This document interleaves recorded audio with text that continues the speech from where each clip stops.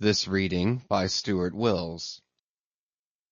Moby Dick by Herman Melville. Chapter 54. The Town Hose Story. As told at the Golden Inn.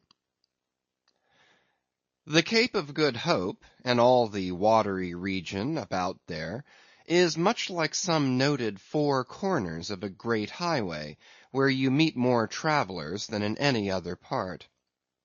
It was not very long after speaking the Goney that another homeward-bound whaleman, the Town Ho, was encountered. She was manned almost wholly by Polynesians. In the short gam that ensued, she gave us strong news of Moby Dick. To some, the general interest in the white whale was now wildly heightened by a circumstance of the Town Ho's story, which seemed obscurely to involve with the whale a certain wondrous inverted visitation of one of those so-called judgments of God which are at times said to overtake some men. This latter circumstance, with its own particular accompaniments, forming what may be called the secret part of the tragedy about to be narrated, never reached the ears of Captain Ahab or his mates. For that secret part of the story was unknown to the captain of the Town Ho himself. It was the private property of three Confederate white seamen of that ship, one of whom, it seems, communicated it to Tashtego with Romish injunctions of secrecy, but the following night Tashtego rambled in his sleep, and revealed so much of it in that way, that when he was wakened he could not well withhold the rest. Nevertheless, so potent an influence did this thing have on those seamen in the Pequod who came to the full knowledge of it, and by such a strange delicacy, to call it so, were they governed in this matter, that they kept the secret among themselves so that it never transpired abaft the Pequod's mainmast, interweaving in its proper place this darker thread with the story as publicly narrated on the ship. The whole of this strange affair I now proceed to put on lasting record. Footnote: Town Ho. The ancient whale cry upon first sighting a whale from the masthead, still used by whalemen in hunting the famous Galapagos terrapin. End of footnote. For my humor's sake, I shall preserve the style in which I once narrated it at Lima, to a lounging circle of my Spanish friends, one Saint's Eve, smoking upon the thick gilt, tiled piazza of the Golden Inn. Of those fine cavaliers, the young Dons Pedro and Sebastian were on closer terms with me, and hence the interluding questions they occasionally put, and which are duly answered at the time. Quote, Some 2 years prior to my first learning the events which I am about rehearsing to you, gentlemen, the Town Ho, sperm whaler of Nantucket, was cruising in your Pacific here, not very many days' sail eastward from the eaves of this good Golden Inn. She was somewhere to the northward of the line. One morning, upon handling the pumps, according to daily usage, it was observed that she made more water in her hold than common. They supposed a swordfish had stabbed her, gentlemen. But the captain, having some unusual reason for believing that rare good luck awaited him in those latitudes, and therefore being very averse to quit them, and the leak not being then considered at all dangerous, though indeed they could not find it after searching the hold as low down as was possible in rather heavy weather, the ship still continued her cruisings, the mariners working at the pumps at wide and easy intervals. But no good luck came, more days went by, and not only was the leak yet undiscovered, but it sensibly increased. So much so, that now taking some alarm, the captain, making all sail, stood away for the nearest harbor among the islands, there to have his hull hove out and repaired. Though no small passage was before her, yet if the commonest chance favored, he did not at all fear that his ship would founder by the way, because his pumps were of the best, and being periodically relieved at them, those 36 men of his could easily keep the ship free, never mind if the leak should double on her. In truth, well nigh the whole of this passage being attended by very prosperous breezes, the Town Ho had all but certainly arrived in perfect safety at her port without the occurrence of the least fatality, had it not been for the brutal overbearing of Radney, the mate, a Vineyarder, and the bitterly provoked vengeance of Steelkilt, a Lakeman and desperado from Buffalo. Lakeman, Buffalo! Pray, what is a Lakeman, and where is Buffalo? Said Don Sebastian, rising in his swinging mat of grass. On the eastern shore of our Lake Erie, Don; but I crave your courtesy. May be you shall soon hear further of all that.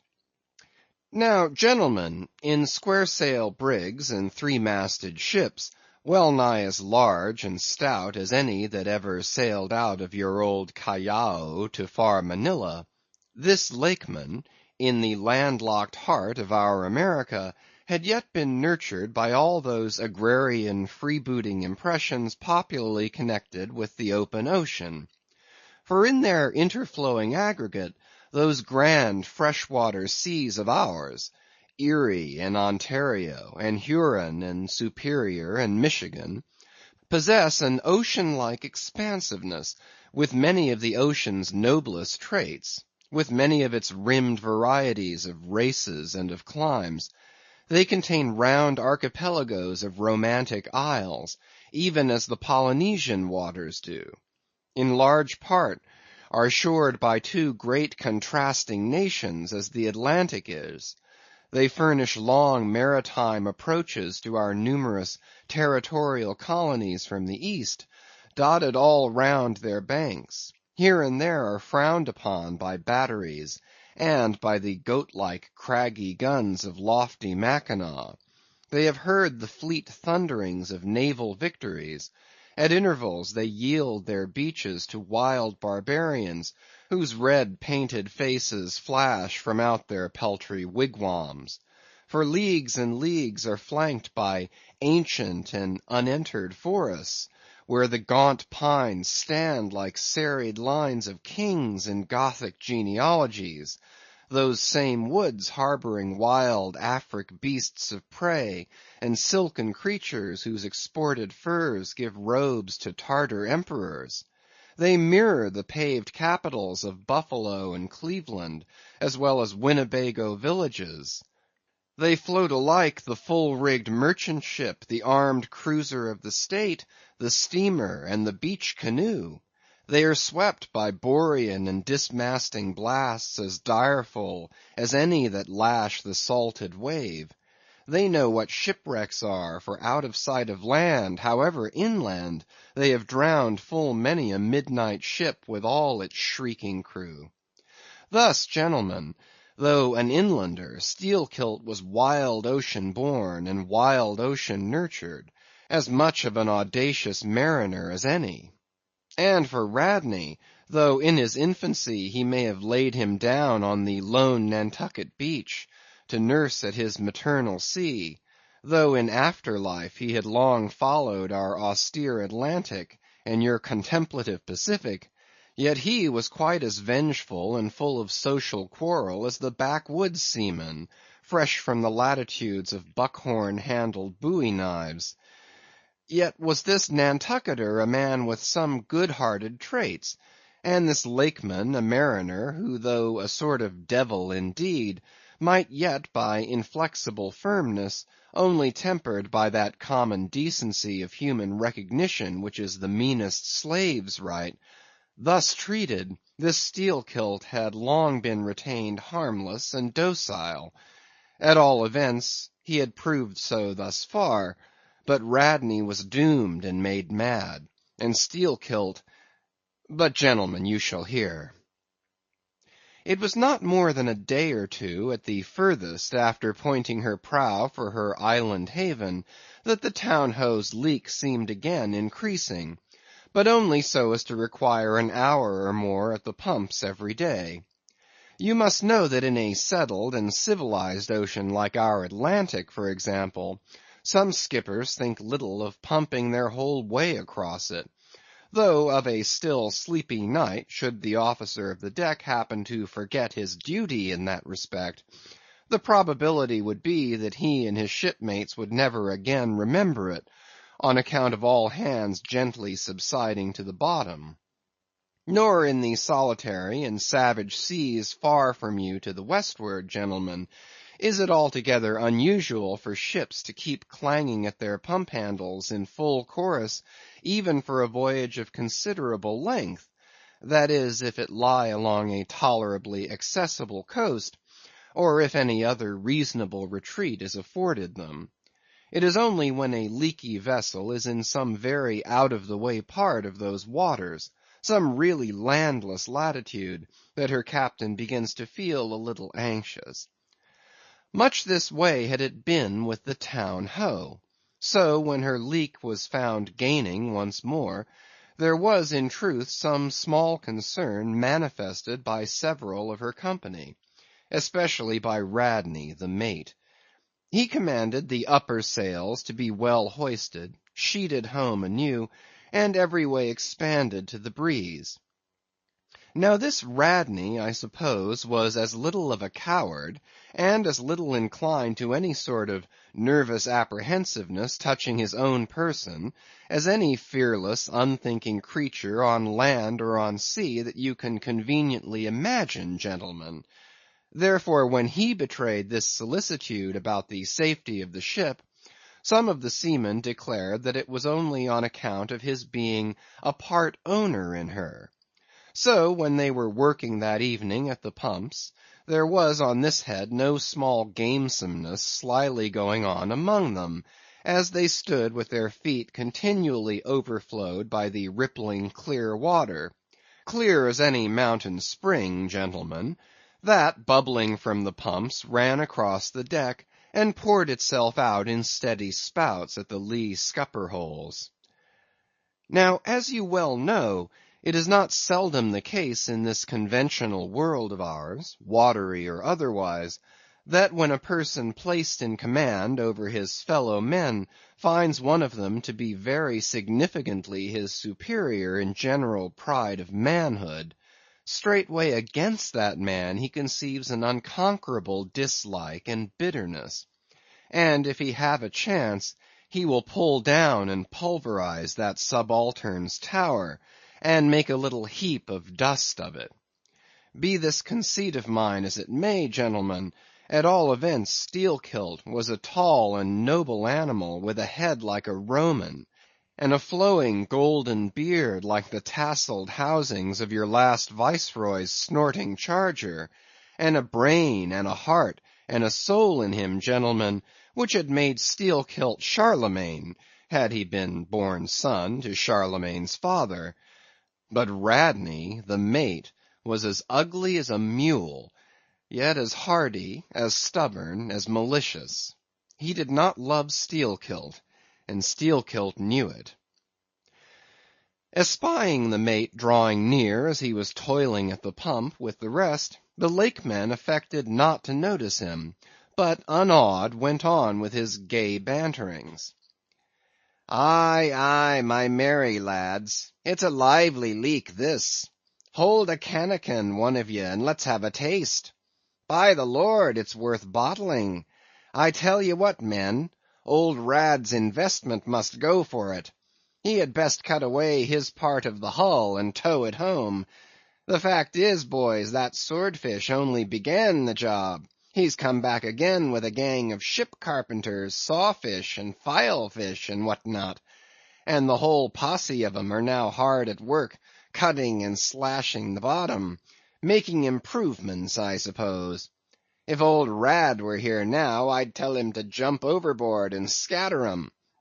They're playing the devil with his estate, I can tell him. But he's a simple old soul, Rad, and a beauty too. Boys, they say the rest of his property is invested in looking-glasses. I wonder if he'd give a poor devil like me the model of his nose. Damn your eyes! What's that pump stopping for? Roared Radney, pretending not to have heard the sailor's talk. Thunder away at it. Aye, aye, sir, said Steelkilt, merry as a cricket. Lively, boys, lively now. And with that the pump clanged like 50 fire engines. The men tossed their hats off to it, and ere long that peculiar gasping of the lungs was heard, which denotes the fullest tensions of life's utmost energies. Quitting the pump at last with the rest of his band, the Lakeman went forward all panting, and sat himself down on the windlass, his face fiery red, his eyes bloodshot, and wiping the profuse sweat from his brow. Now what cozening fiend it was, gentlemen, that possessed Radney to meddle with such a man in that corporeally exasperated state, I know not. But so it happened. Intolerably striding along the deck, the mate commanded him to get a broom and sweep down the planks, and also a shovel, and remove some offensive matters consequent upon allowing a pig to run at large.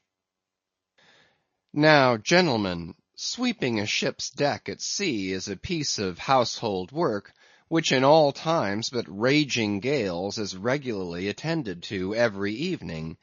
It has been known to be done in the case of ships actually foundering at the time.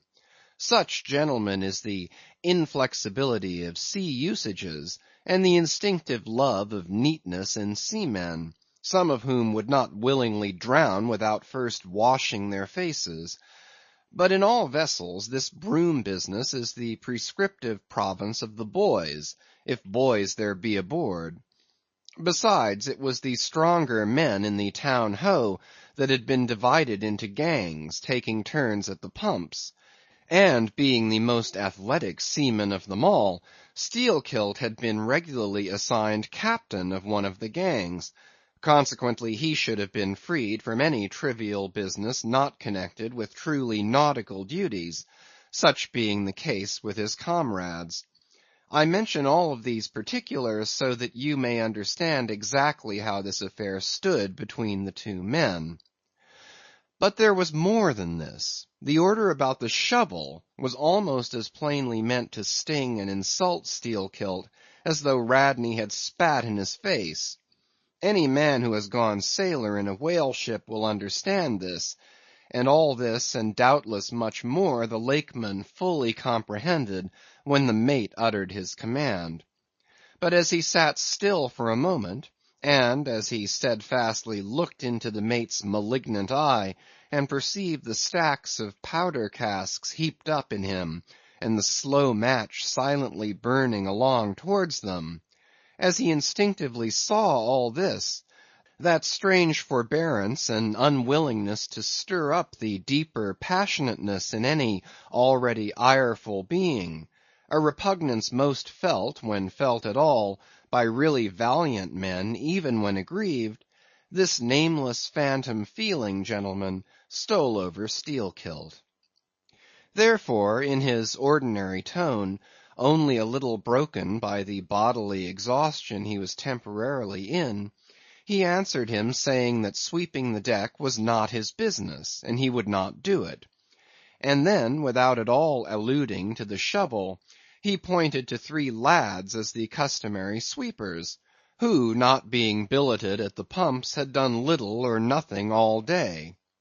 To this Radney replied with an oath, in a most domineering and outrageous manner, unconditionally reiterating his command, meanwhile advancing upon the still seated Lakeman with an uplifted cooper's club hammer, which he had snatched from a cask near by. Heated and irritated as he was by his spasmodic toil at the pumps, for all his first nameless feeling of forbearance, the sweating Steelkilt could but ill brook this bearing in the mate. But somehow, still smothering the conflagration within him, Without speaking, he remained doggedly rooted to his seat, till at last the incensed Radney shook the hammer within a few inches of his face, furiously commanding him to do his bidding. Steelkilt rose, and slowly retreating round the windlass, steadily followed by the mate with his menacing hammer, deliberately repeated his intention not to obey.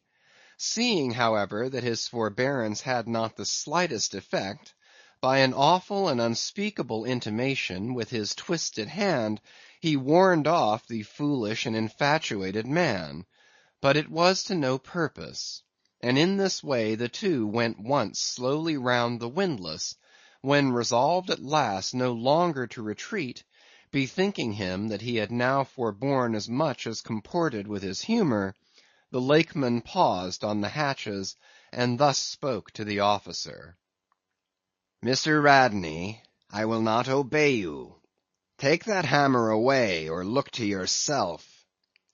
But the predestinated mate, coming still closer to him, where the Lakeman stood fixed, now shook the heavy hammer within an inch of his teeth, meanwhile repeating a string of insufferable maledictions, retreating not the thousandth part of an inch, stabbing him in the eye with the unflinching poniard of his glance, Steelkilt, clenching his right hand behind him, and creepingly drawing it back, told his persecutor that if the hammer but grazed his cheek, he, Steelkilt, would murder him.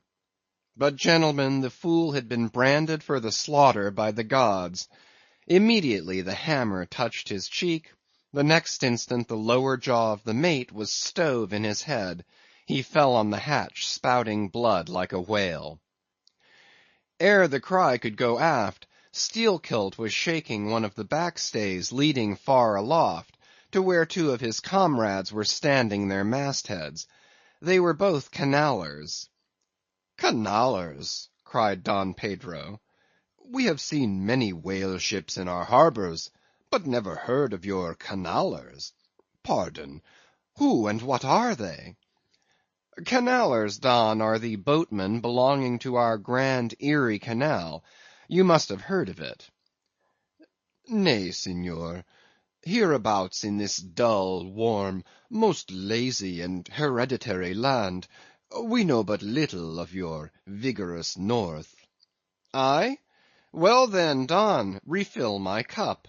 Your chicha's very fine, and ere proceeding further, I will tell you what our Canallers are, for such information may throw sidelight upon my story.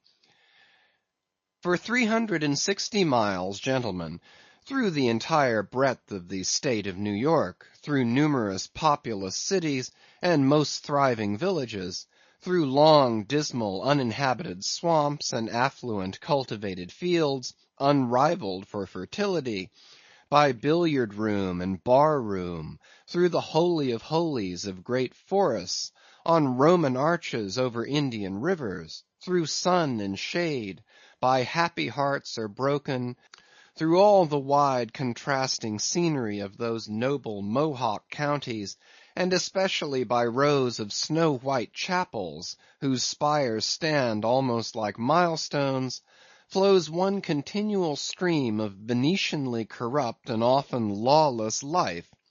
There's your true Ashantee, gentlemen. There howl your pagans, where you ever find them next door to you, under the long-flung shadow and the snug patronizing lee of churches. For by some curious fatality, as it is often noted of your metropolitan freebooters that they ever encamp around the halls of justice, so sinners, gentlemen, most abound in holiest vicinities. "Is that a friar passing?" said Don Pedro, looking downwards into the crowded piazza with humorous concern.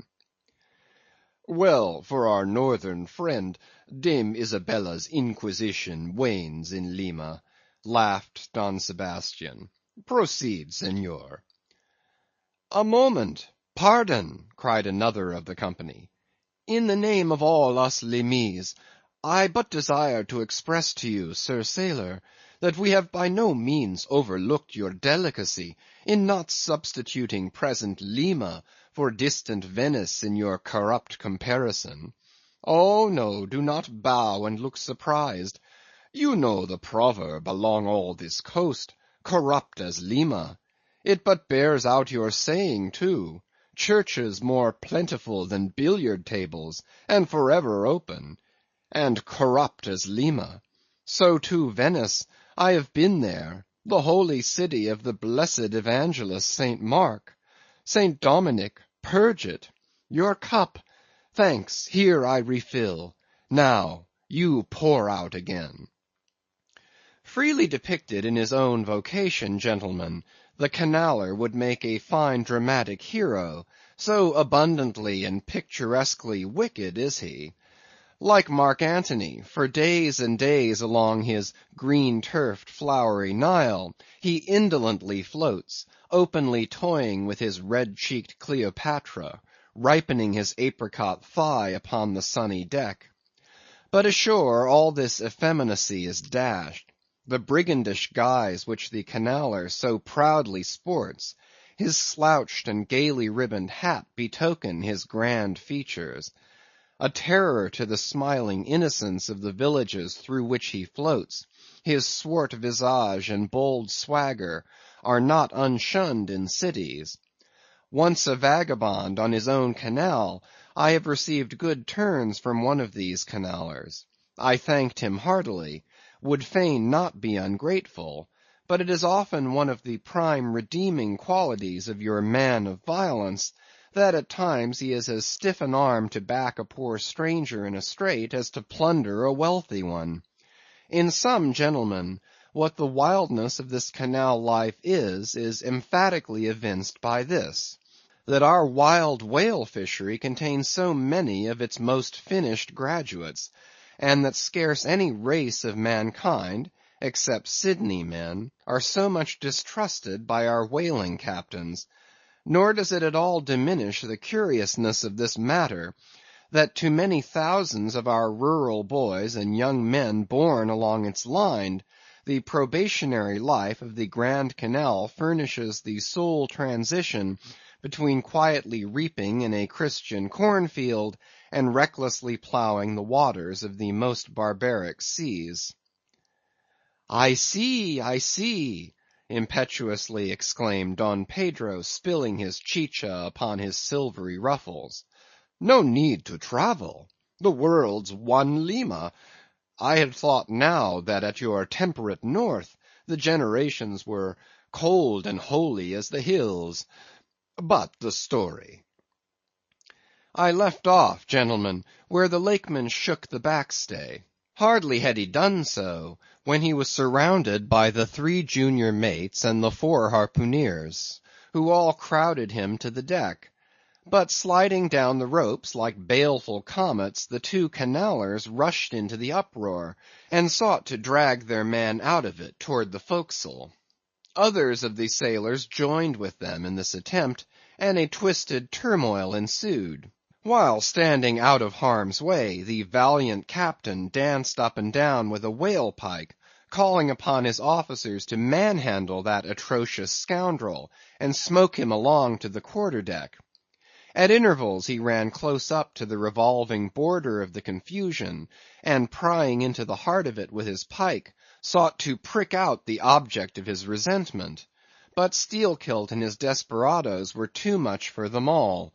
They succeeded in gaining the forecastle deck, where, hastily slewing about 3 or 4 large casks in a line with the windlass, these sea Parisians entrenched themselves behind the barricade.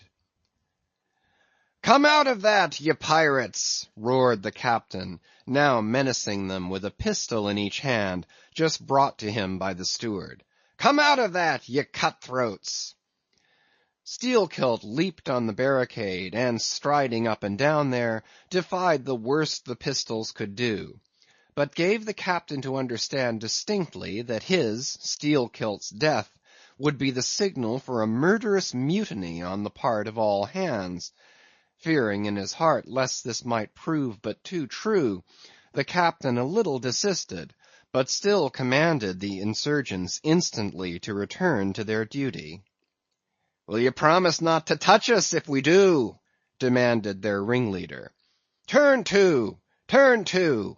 I make no promise. To your duty! Do you want to sink the ship by knocking off at a time like this? Turn to!" And he once more raised a pistol. "Sink the ship!" cried Steelkilt. "Aye, let her sink. Not a man of us turns to, unless ye swear not to raise a rope yarn against us. What say ye, men?" turning to his comrades. A fierce cheer was their response. The Lakeman now patrolled the barricade, all the while keeping his eye on the captain, and jerking out such sentences as these: "It's not our fault. We didn't want it. I told him to take his hammer away. It was boy's business. He might have known me before this. I told him not to prick the buffalo.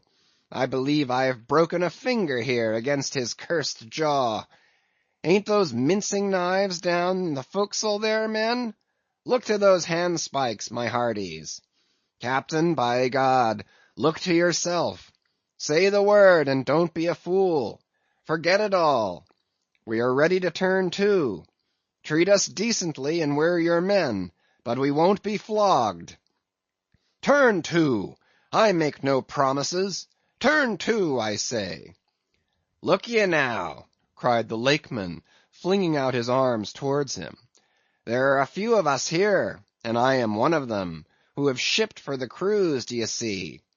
Now, as you well know, sir, we can claim our discharge as soon as the anchor is down.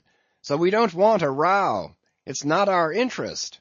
We want to be peaceable. We are ready to work, but we won't be flogged." "Turn to!" roared the captain. Steelkilt glanced round him a moment, and then said, "I tell you what it is now, captain. Rather than kill you and be hung for such a shabby rascal, we won't lift a hand against you unless ye attack us. But till you say the word about not flogging us, we don't do a hand's turn. Down into the forecastle, then. Down with ye. I'll keep ye there till you're sick of it. Down you go." "Shall we?" cried the ringleader to his men. Most of them were against it, but at length, in obedience to Steelkilt, they preceded him down into their dark den, growlingly disappearing like bears into a cave. As the Lakeman's bare head was just level with the planks, the captain and his posse leaped the barricade, and, rapidly drawing over the slide of the scuttle, planted their group of hands upon it, and loudly called for the steward to bring the heavy brass padlock belonging to the companionway. Then, opening the slide a little, the captain whispered something down the crack, closed it, and turned the key upon them, 10 in number, leaving on deck some 20 or more, who thus far had remained neutral. All night a wide-awake watch was kept by all the officers, forward and aft, especially about the forecastle scuttle and fore hatchway, at which last place was feared the insurgents might emerge after breaking through the bulkhead below.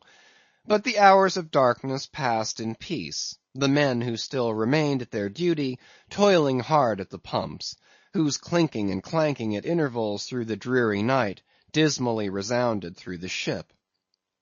At sunrise the captain went forward, and knocking on the deck, summoned the prisoners to work, but with a yell they refused. Water was then lowered down to them, and a couple of handfuls of biscuit were tossed after it, when again turning the key upon them and pocketing it, the captain returned to the quarter-deck.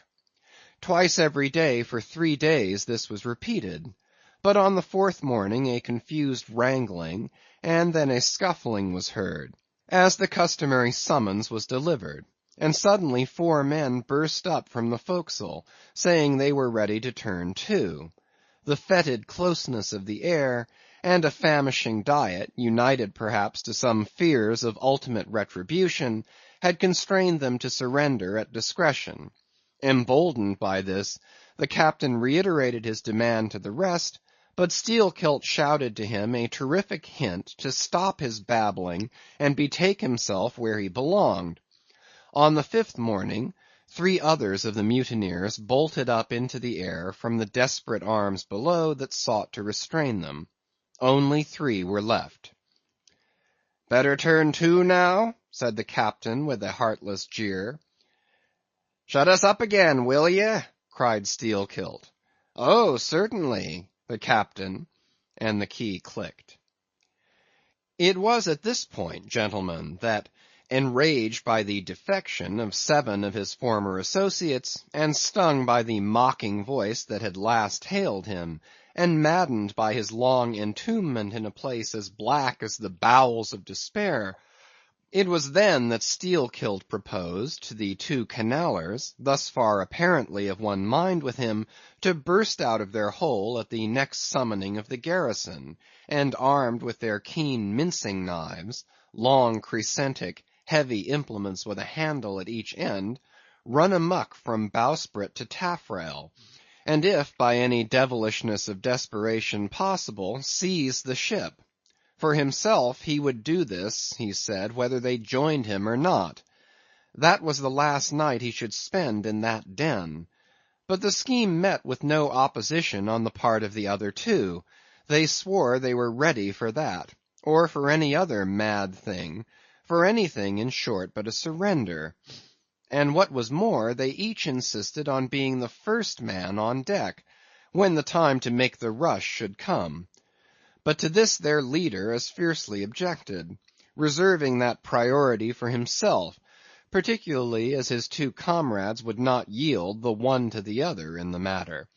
And both of them could not be first, for the latter would but admit 1 man at a time. And here, gentlemen, the foul play of these miscreants must come out. Upon hearing the frantic project of their leader, each in his own separate soul had suddenly lighted, it would seem, upon the same piece of treachery, namely, to be foremost in breaking out, in order to be the first of the 3, though the last of the 10, to surrender, and thereby secure whatever small chance of pardon such conduct might merit. But when Steelkilt made known his determination still to lead them to the last, they in some way, by some subtle chemistry of villainy, mixed their before secret treacheries together, and when their leader fell into a doze, verbally opened their souls to each other in 3 sentences, and bound the sleeper with cords, and gagged him with cords, and shrieked out for the captain at midnight. Thinking murder at hand, and smelling in the dark for the blood, he and all his armed mates and harpooneers rushed for the forecastle. In a few minutes the scuttle was opened, and, bound hand and foot, the still struggling ringleader was shoved up into the air by his perfidious allies, who at once claimed the honor of securing a man who had been fully ripe for murder. But all these were collared, and dragged along the deck like dead cattle, and side by side were seized up into the mizzen rigging, like 3/4 of meat, and there they hung till morning. "Damn ye!" cried the captain, pacing to and fro before them. "The vultures would not touch ye, ye villains!" At sunrise he summoned all hands, and separating those who had rebelled from those who had taken no part in the mutiny, he told the former that he had a good mind to flog them all round. Thought, upon the whole, he would do so; he ought to; justice demanded it. But for the present, considering their timely surrender, he would let them go with a reprimand, which he accordingly administered in the vernacular. "But as for you, ye carrion rogues," turning to the 3 men in the rigging, "for you, I mean to mince you up for the trypots." And seizing a rope, he applied it with all his might to the backs of the 2 traitors, till they yelled no more, but lifelessly hung their heads sideways, as the 2 crucified thieves are drawn. "My wrist is sprained with ye," he cried at last, "but there's still rope enough left for you, my fine bantam, that wouldn't give up. Take that gag from his mouth, and let us hear what he can say for himself. For a moment the exhausted mutineer made a tremulous motion of his cramped jaws, then painfully twisting round his head, said in a sort of hiss, "What I say is this, and mind it well. If ye flog me, I murder you." "Say ye so? See then how ye frighten me." And the captain drew off with the rope to strike. "Best not," hissed the Lakeman. "But I must," and the rope was once more drawn back for the stroke. Steelkilt here hissed out something, inaudible to all but the captain, who, to the amazement of all hands, started back, paced the deck rapidly 2 or 3 times, and then suddenly throwing down his rope, said, "I won't do it. Let him go. Cut him down, d'ye hear?" But as the junior mates were hurrying to execute the order, a pale man with a bandaged head arrested them. Radney, the chief mate. Ever since the blow he had lain in his berth, but that morning, hearing the tumult on the deck, he had crept out, and thus far had watched the whole scene. Such was the state of his mouth that he could hardly speak, but mumbling something about his being willing and able to do what the captain dared not attempt, he snatched the rope and advanced to his pinioned foe. "You are a coward," hissed the Lakeman. "So I am, but take that." The mate was in the very act of striking, when another hiss stayed his uplifted arm. He paused, and then pausing no more, made good his words, spite of Steelkilt's threat, whatever that might have been. The 3 men were then cut down, all hands were turned to, and sullenly worked by the moody seamen, the iron pumps clanged as before. Just after dark that day, when one watch had retired below, a clamor was heard in the forecastle, and the 2 trembling traders running up besieged the cabin door, saying they durst not consort with the crew. Entreaties, cuffs, and kicks could not drive them back, so at their own instance they were put down in the ship's run for salvation. Still no sign of mutiny reappeared among the rest.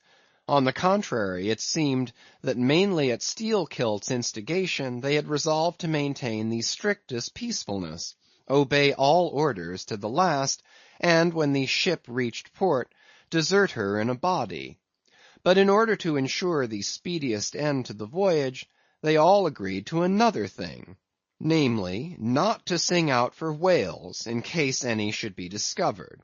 For spite of her leak, and spite of all her other perils, the town ho still maintained her mastheads, and her captain was just as willing to lower for a fish at that moment as on the day his craft first struck the cruising ground, and Radney, the mate, was quite as ready to change his berth for a boat, and with his bandaged mouth seek to gag in death the vital jaw of the whale. But though the Lakeman had induced the seamen to adopt this sort of passiveness in their conduct, he kept his own counsel, at least till all was over, concerning his own proper and private revenge upon the man who had stung him in the ventricles of his heart. He was in Radney, the chief mate's watch, and as if the infatuated man sought to run more than half-way to meet his doom, after the scene at the rigging, he insisted, against the express counsel of the captain, upon resuming the head of his watch at night. Upon this, and 1 or 2 other circumstances, Steelkilt systematically built the plan of his revenge. During the night Radney had an unseamanlike way of sitting on the bulwarks of the quarter-deck, and leaning his arm upon the gunwale of the boat which was hoisted up there, a little above the ship's side. In this attitude, it was well known, he sometimes dozed. There was a considerable vacancy between the boat and the ship, and down between this was the sea. Steelkilt calculated his time, and found that his next trick at the helm would come round at 2 o'clock, in the morning of the 3rd day from that in which he had been betrayed. At his leisure he employed the interval in braiding something very carefully in his watches below. "What are you making there?" said a shipmate. "What do you think? What does it look like?" "Like a lanyard for your bag, but it's an odd one, seems to me." "Yes, rather oddish," said the lakeman, holding it at arm's length before him, "but I think it will answer. Shipmate, I haven't enough twine. Have you any?" But there was none in the forecastle. "Then I must get some from old Rad." And he rose to go aft. "You don't mean to go a-begging to him?" said a sailor. "Why not? Do you think he won't do me a turn when it's to help himself in the end, shipmate?" And going to the mate, he looked at him quietly, and asked him for some twine to mend his hammock. It was given him. Neither twine nor lanyard were seen again; but the next night an iron ball, closely netted, partly rolled from the pocket of the lakeman's monkey jacket, as he was tucking the coat into his hammock for a pillow. 24 hours after, his trick at the silent helm, nigh to the man who was apt to doze over the grave always ready dug to the seaman's hand, that fatal hour was then to come, and in the foreordaining soul of Steelkilt, the mate was already stark and stretched as a corpse, with his forehead crushed in. But, gentlemen, a fool saved the would-be murderer from the bloody deed he had planned. Yet complete revenge he had, and without being the avenger; for, by a mysterious fatality, Heaven itself seemed to step in and take out of his hands into its own the damning thing he would have done. It was just between daybreak and sunrise of the morning of the second day, when they were washing down the decks, that a stupid Tenerife man, drawing water in the main chains, all at once shouted out, "There she rolls! There she rolls! Jesu, you, what a whale!" It was Moby Dick. "Moby Dick!" cried Don Sebastian. "St. Dominic! Sir Sailor, but do whales have christenings? Whom call you Moby Dick?" "A very white, and famous, and most deadly immortal monster, Don; but that would be too long a story." "How? How?" cried all the young Spaniards, crowding. "Nay, Dons, nay, nay, I cannot rehearse that now. Let me get more into the air, sirs." "The chicha, the chicha!" cried Don Pedro. "Our vigorous friend looks faint. Fill up his empty glass." "No need, gentlemen. One moment, and I proceed. Now, gentlemen, so suddenly perceiving the snowy whale within 50 yards of the ship, forgetful of the compact among the crew, in the excitement of the moment, the Tenerife man had instinctively and involuntarily lifted his voice for the monster, though for some little time past it had been plainly beheld from the 3 sullen mastheads. All was now a frenzy. "The white whale! The white whale!" was the cry from the captain, mates, and harpooneers, who, undeterred by fearful rumors, were all anxious to capture so famous and precious a fish; while the dogged crew eyed askance, and with curses, the appalling beauty of the vast milky mass, that, lit up by a horizontal spangling sun, shifted and glistened like a living opal in the blue morning sea. Gentlemen, a strange fatality pervades the whole career of these events, as if verily mapped out before the world itself was charted. The mutineer was the bowsman of the mate, and when fast to the fish, it was his duty to sit next to him while Radney stood up with his lance in the prow, and haul in or slacken the line at the word of command. Moreover, when the 4 boats were lowered, the mates got the start, and none howled more fiercely with delight than did Steelkilt as he strained at his oar. After a stiff pull, their harpooneer got fast, and spear in hand, Radney sprang to the bow. He was always a furious man, it seems, in a boat; and now his bandaged cry was, to beach him on the whale's topmost back. Nothing loath, his bowsman hauled him up and up, and through a blinding foam that blent two whitenesses together, till of a sudden the boat struck as against a sunken ledge, and keeling over, spilled out the standing mate. That instant, as he fell on the whale's slippery back, the boat righted and was dashed aside by the swell, while Radney was tossed over into the sea, on the other flank of the whale. He struck out through the spray, and for an instant was dimly seen through that veil, wildly seeking to remove himself from the eye of Moby Dick. But the whale rushed round in a sudden maelstrom, seized the swimmer between his jaws, and rearing high up with him, plunged headlong again and went down. Meantime, at the first tap of the boat's bottom, the Lakeman had slackened the line, so as to drop astern from the whirlpool. Calmly looking on, he thought his own thoughts. But a sudden terrific downward jerking of the boat quickly brought his knife to the line. He cut it, and the whale was free. But at some distance Moby Dick rose again, and with some tatters of Radney's red woolen shirt caught in the teeth that had destroyed him. All four boats gave chase again, but the whale eluded them, and finally wholly disappeared. In good time the Town Ho reached her port, a savage, solitary place, where no civilized creature resided.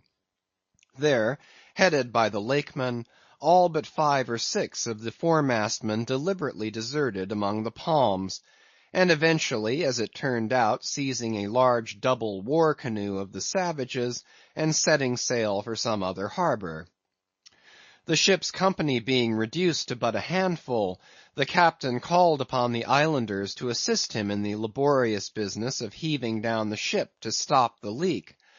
But to such unresting vigilance over their dangerous allies was this small band of whites necessitated, both by day and by night, and so extreme was the hard work they underwent, that upon the vessel being ready again for the sea, they were in such a weakened condition that the captain durst not put off with them in so heavy a vessel. After taking counsel with his officers, he anchored the ship as far off shore as possible, loaded and ran out his 2 cannon from the bows, stacked his muskets on the poop, and warning the islanders not to approach the ship at their peril, took 1 man with him, and setting the sail of his best whaleboat, steered straight before the wind for Tahiti, 500 miles distant, to procure a reinforcement to his crew. On the 4th day of the sail, a large canoe was descried, which seemed to have touched at a low isle of corals. He steered away from it, but the savage craft bore down on him, and soon the voice of Steelkilt hailed him to heave to, or he would run him under water. The captain presented a pistol. With 1 foot on each prow of the yoked war canoes, the Lakeman laughed him to scorn, assuring him that if the pistol so much as clicked in the lock, he would bury him in bubbles and foam. "What do you want of me?" cried the captain. "Where are you bound, and for what are you bound?" demanded Steelkilt. "No lies." "I am bound to Tahiti for more men." "Very good. Let me board you a moment. I come in peace." With that he leaped from the canoe, swam to the boat, and climbing the gunwale, stood face to face with the captain. "Cross your arms, sir. Throw back your head. Now repeat after me. As soon as Steelkilt leaves me, I swear to beach this boat on yonder island, and remain there 6 days. If I do not, may lightning strike me." "A pretty scholar," laughed the Lakeman. "Adios, Senor," and leaping into the sea, he swam back to his comrades. Watching the boat till it was fairly beached, and drawn up to the roots of the cocoa-nut trees, Steelkilt made sail again, and in due time arrived at Tahiti, his own place of destination. There luck befriended him, 2 ships were about to sail for France, and were providentially in want of precisely that number of men which the sailor headed. They embarked, and so forever got the start of their former captain, had he been at all minded to work them legal retribution. Some 10 days after the French ships sailed, the whale boat arrived, and the captain was forced to enlist some of the more civilized Tahitians, who had been somewhat used to the sea. Chartering a small native schooner, he returned with them to his vessel, and finding all right there, again resumed his cruisings. Where Steelkilt now is, gentlemen, none know, but upon the island of Nantucket, the widow of Radney still turns to the sea, which refuses to give up its dead, still in dreams sees the awful white whale that destroyed him. "Are you through?" said Don Sebastian quietly. "I am, Don." "Then I entreat you, tell me if to the best of your own convictions this your story is in substance really true. It is so passing wonderful. Did you get it from an unquestionable source? Bear with me if I seem to press." "Also bear with all of us, Sir Sailor, for we all join in Don Sebastian's suit," cried the company, with exceeding interest. "Is there a copy of the Holy Evangelists at the Golden Inn, gentlemen?" "Nay," said Don Sebastian, "but I know a worthy priest near by, who will quickly procure one for me." "I go for it. But are you well advised? This may grow too serious." "Will you be so good as to bring the priest also, Don?" "Though there are no auto da fes in Lima now," said one of the company to another, "I fear our sailor friend runs risk of the archiepiscopacy. Let us withdraw more out of the moonlight. I see no need of this." "Excuse me for running after you, Don Sebastian, but may I also beg that you will be particular in procuring the largest sized evangelists you can." "This is the priest, and he brings you the evangelists," said Don Sebastian gravely, returning with a tall and solemn figure. "Let me remove my hat. Now, venerable priest, further into the light, and hold the holy book before me, that I may touch it. So help me heaven, and on my honor, the story I have told you, gentlemen, is in substance, and its great items, true. I know it to be true. It happened on this ball. I trod the ship. I knew the crew. I have seen and talked with Steelkilt since the death of Radney." End of chapter 54.